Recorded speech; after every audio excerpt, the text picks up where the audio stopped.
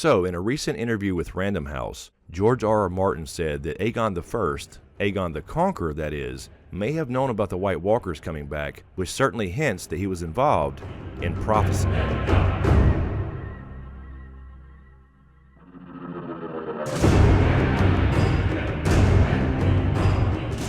If what George R.R. Martin's saying is in fact true, it certainly suggests that Aegon the First conquered the Seven Kingdoms not just to be ambitious, but to unite the Seven Kingdoms to prepare them for the White Walker's return, which is of course now in our story 300 years after his conquest. There is a lot of speculation that in some sense he saw what was coming 300 years later and wanted to unify the Seven Kingdoms to be better prepared for the threat that he eventually saw coming from the north. And this certainly changes everything we think we know. And he's a bit less of an asshole as well for invading if he thought he was doing it to save Westeros, which until that time, they were still focused on Essos. Perhaps Aegon the First had heard of the Azor Ahai prophecy. It is an ancient prophecy after all, coming from Essos, presumably Ahai. Of course, prophecy is what brought the Targaryens to Dragonstone in the first place. 5 generations before, Daenys Targaryen, daughter of Aegon Targaryen, had a prophetic dream showing the destruction of Valyria. Aegon moved him and his family and 5 dragons over to Dragonstone, and 12 years later, the doom of Valyria occurred, and the Targaryens were the last of the Dragon Lords.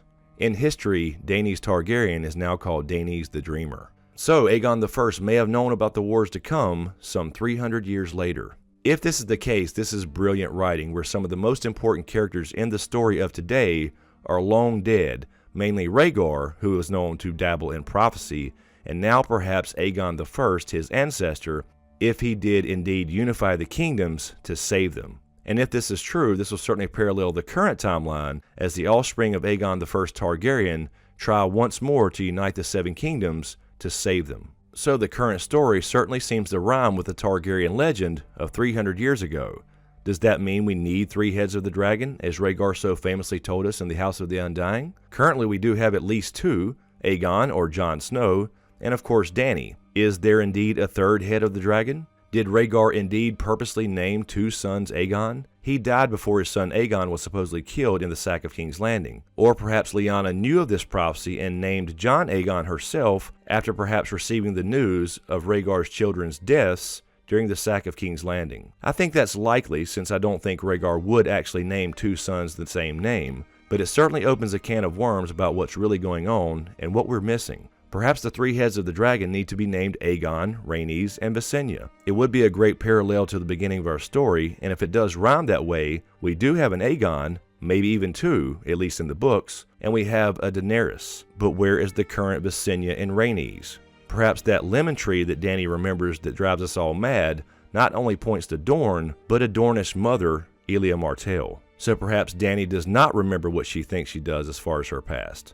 Although it seems Dany's past is well known, this new information does make you question everything we think we know, but that's another video for another day. So if Aegon the First knew of the coming winter, how did he find out? During our last live stream on Twitch, we did discuss this briefly. In Season 7, Jon found a cave that Sam had seen in a book at the Citadel about a mountain of dragonglass.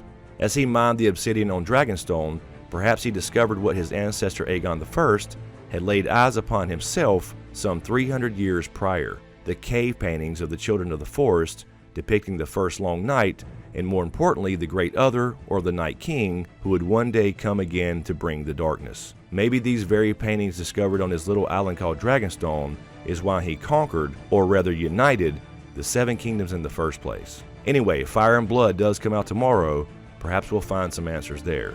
So let me know what you think in the comments below. If Aegon the First knew this, in how many ways would this change the story we think we know? And as usual, thank you for all the support, especially to you guys on Patreon, and a huge shout out to my executive Patreon SmokeScreen producers, D. Brown, Aaron Hadbig, Lala Gig, Will Ray, Hoonjive, Bearmere Sixskins, Mike Colton, Doc Holliday, Anastasia, Carol Brown, Goska, Craig Boone, Lisa Phillips, OTV Magazine, Alfred Boismeyer, Lo Horton, and Legal Jedi. Thank you guys so much. I really appreciate the support. And thank you to everyone on YouTube as well. And as usual, if you dig what I do here, please give these videos a like, comment, and a share. And be sure to subscribe to get everything and click that notification bell so you're notified when I drop a new video. So thanks for watching, and we'll see you next time.